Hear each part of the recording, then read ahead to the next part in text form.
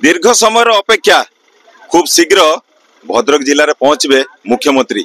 भद्रक समस्त जनसाधारण ताको आकंठतार सहित उत्साह सहित अपेक्षा कर लोकप्रिय मुख्यमंत्री जनसाधारण मुख्यमंत्री आम सांगे सदर विधायक अच्छा सीतांशु शेखर महापात्र प्रतिज्ञा नवा आ भद्रकवासी जो आशा अच्छी दीर्घ दिन पर से आशा पूर्ण होगा जाऊँगी कौन प्रतिज्ञा रखिए मोर शुणा आपको स्वागत कर चैनल।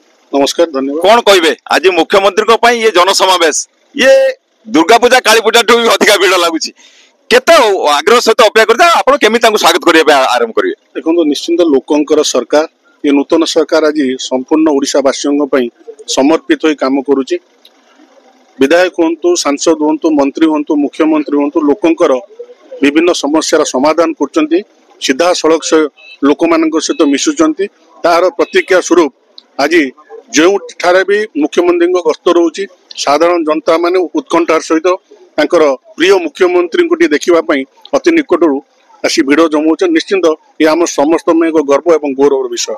आज कौन कौन प्रकल्प सब उद्घाटन हम जहाँफल कि लोक मैंने उत्साहित जहाँ आशा पूर्ण बोली आप भावुं। देखो आज अनेक 16 गोटी प्रकल्प आज ता 13टी प्रकल्प लोकार्पण होब और 3टी प्रकल्प आज शिलान्यास होब।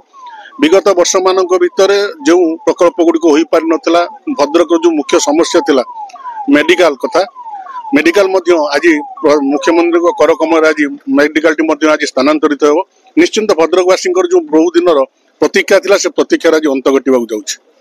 दीर्घ दिन प्रतीक्षार अंत घटवाई जाउछि जहाँकि मुख्य थिला एवं गुरुत्वपूर्ण जहाँ सूचना रखुते सदर विधायक सीतांशु शेखर महापात्र आपण माने जो अपेक्षा आज अंत घटिबो भद्रक जिला मुख्य चिकित्सालय पूर्णांग रूप आज यही जगार यही पड़िया ही से तार शिलान्यास एवं लोकार्पण करेंगे।